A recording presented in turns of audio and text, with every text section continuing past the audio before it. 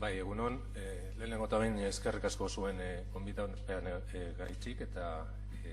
hasiko naz Agustinen izenean barkamena eskatzen, ze bera ezin izen datorri, baina suposatzen dute diskurso antzerakoa izango dela.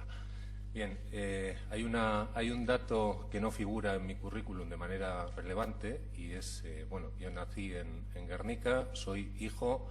nieto y sobrino de represaliados del bombardeo.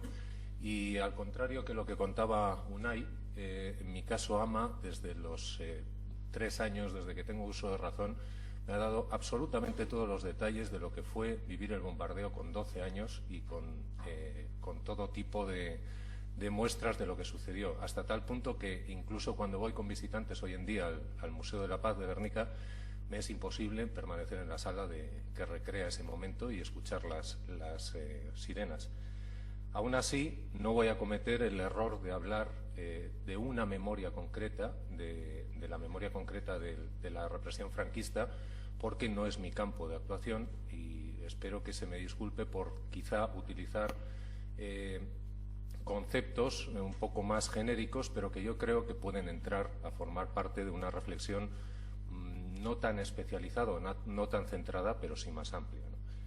En este sentido, he procurado en esta pequeña presentación centrarme en el tema de esta mesa, que son lugares para la memoria y buenas prácticas.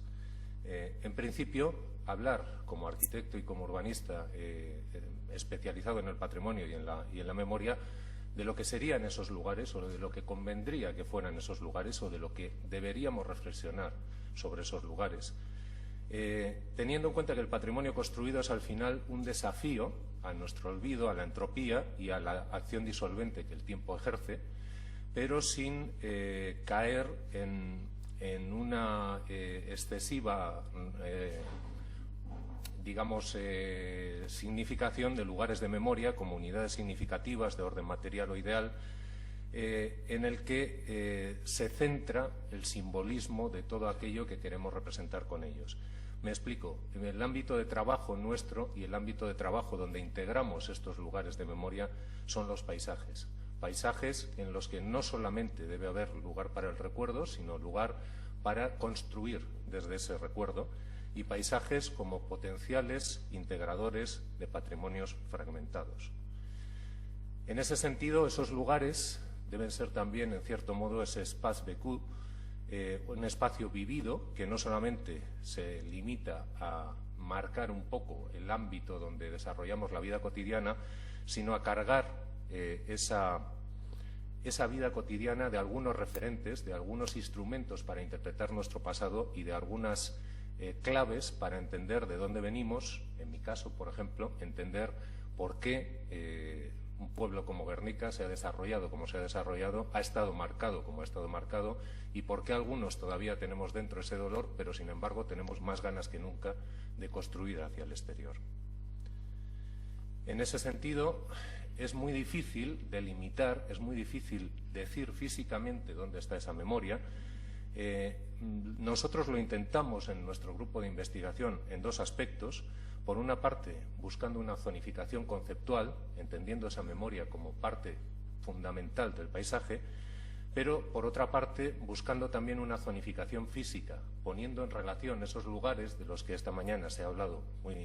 muy detalladamente, poniendo en relación entre sí esos elementos simbólicos y dándoles sentido precisamente en esa interrelación. Es decir, no buscamos un análisis convencional de esos paisajes de la memoria, un análisis que diga dónde están determinados elementos significativos, sino un análisis multidimensional, sistémico, que busque áreas interactuantes, áreas relacionadas y áreas que construyan una parte de un paisaje muchísimo más amplio. En ese sentido, el paisaje como memoria, y este es el segundo punto de esta exposición y segundo punto argumental de esta mesa, debe estar dispuesto a respondernos a la pregunta de dónde está esa memoria. Y esa memoria no solamente está en las huellas de las que se ha hablado muy detalladamente, sino, por supuesto, en una necesaria activación de las narrativas socialmente asumibles y socialmente consensuadas. En este sentido, yo reivindico la necesidad que es obvia por parte del trabajo, o es evidente en el trabajo de los colectivos que están representados hoy aquí, pero quizá no en toda la sociedad, la necesidad de resignificar esa memoria, no cargándola de ideologías, sino incorporando a esa memoria socialmente apreciada una memoria científicamente apreciada, que no necesariamente tiene que coincidir con ella, e incluso incorporando parte, por su interés, de esa memoria que a todos nos produce asco y repulsión, esa memoria socialmente repudiada. Hablando de buenas prácticas, yo no puedo hablar de buenas prácticas porque sería una arrogancia, pero sí que puedo dar algunas pinceladas sobre prácticas en proyectos que nosotros estamos desarrollando, no directamente relacionados con este tema de la memoria histórica, sobre todo reciente, pero que sí tienen algunos aspectos en común, como el proyecto MIRA, Mining, Iron Railways and Army in the 20th Century, que es uno de los proyectos que hemos desarrollado últimamente, que tiene que ver, en principio, con algo tan poco relacionado con la memoria del franquismo como la minería, la explotación del hierro, la evolución de esos trabajos, ¿no? En este ámbito hay una memoria socialmente apreciada, hay una zona de esa memoria o ese recuerdo que durante el franquismo no generaba ningún tipo de reacción, que incluso era popular. Pues de aquí nacen, lo saben seguramente muchos de ustedes, algunas anécdotas como el himno del Atlético, el alirón, cuando alguien encontraba hierro de primera calidad y era all iron, alirón. Pues en este caso esta memoria siempre ha sido potenciada, pero se nos ha olvidado muchas veces analizar esto en conjunto, tener en cuenta que este paisaje de la minería del hierro tiene unos contextos históricos muy potentes, muy fuertes, como puede ser la neutralidad de España en la Primera Guerra Mundial, el desarrollo de una industria del acero que tiene su aplicación en una industria armamentística que tiene unas derivadas en la Segunda Guerra Mundial importantes, incluso la purga o la adaptación o los volatines casi de funambulista que tuvieron que dar algunos empresarios emprendedores de esta zona, de este país, cuando tuvieron que estar a bien con el franquismo y, sin embargo,